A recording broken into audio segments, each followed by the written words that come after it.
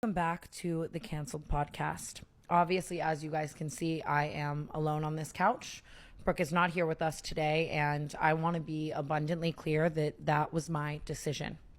We all saw the tweets, and they're fucked up and they're horrific, and I'm saying that as a white person, right? Like, I cannot even imagine being a black non-fan or fan and reading those tweets. And I've made it very clear to Brooke as well that I condemn her for these tweets, and they're fucking horrible, and I have no right to forgive her as a white person for the things that she said. Before I get into a little more of my thoughts on this, I'm also wrong in this situation, and I want to be open and honest with you guys about that. When Brooke made her first apology video, I commented on it and I said, "We grew up bad. I love you." And immediately regretted it so hard. Realized how fucking stupid it was for me to fucking say that. I'm going to beat myself up for that forever, quite frankly. It's not my place as a white person to forgive her or add to the problem and further the narrative of white people forgiving other white people. And it's not enough to just write these things off as we grew up bad. And I think that I learned that now, and that shows me that I still have things to learn and unlearn. And I just first wanted to apologize to anyone I hurt for commenting that on her video. I might be the last person you guys or anyone wants to hear have a take on Brooke's tweets. I'm not a perfect person, and my hands are not clean in any of this. You guys have known forever about my old tweets that I tweeted in 2013 and 14 and the vines that I were in and the things that I've said, and I've apologized for them a million times, and I'm more than happy to apologize until the day I die. They were hurtful and disgusting and racist, and I know that. While I do think that I've grown so much as a person from who I was in those tweets at that time, I know that there's always more growing for me to do, and that's why I wanted to talk about this today. I felt like if we just started the episode, Paige and I saying hello and welcome back to the Canceled Podcast, that's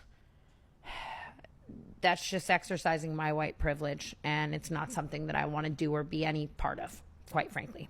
I'm hoping Brooke is taking the time right now to reflect and grow and learn in a lot of the ways that I did. And listen, I have always known from my first apology video and forever for the rest of my life that there will be people who will never forgive me for many things I have said and done online, for many of my ignorant, horrible takes. And I told Brooke this the other day. I said, you have to make peace with the fact that there will be people that never forgive you, and this may recirculate for the rest of your life, and you have to be ready to be open and honest and talk about it, right?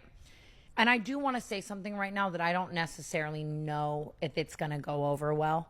And if it doesn't, listen, I read all of your comments. I see every TikTok. I see everything you tag me in. You are the first people who can tell me, shut the fuck up, you shouldn't have said that. And I will come back on this couch next week and actively learn and grow in front of you. I have known Brooke for 3 or 4 years now, and we have been working on the Canceled Podcast for almost 3.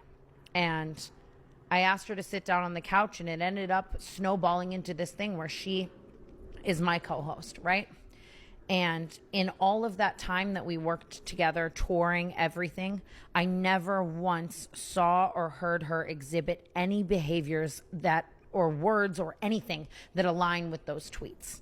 And if I did, I wouldn't be sitting here saying any of this right now. We would have never made it this far. I would have cut her off fucking immediately. And that's not to excuse anything that she says. And it's not to say that I don't think she has so much more growing and learning to do as a person at all. Obviously, again, I'm a white person and I can never imagine the pain. The Trayvon Martin tweet in particular, I have never and I will never align with those thoughts and values. I remember when it happened, and it was the murder of an innocent 17-year-old black boy that was committed by someone that he should have been able to trust with his life. I can't imagine being his mother or his brother or his friends or his family and seeing this shit circulate again in the media at the hands of a white person. I don't know. I just like, I can't believe it, and I don't know what to say. It's fucking horrible. And I'm not Brooke, and I don't want to speak on Brooke's behalf, but obviously I have shared this couch with her. If I didn't say something at the beginning of today's episode, I wouldn't be able to sleep at night.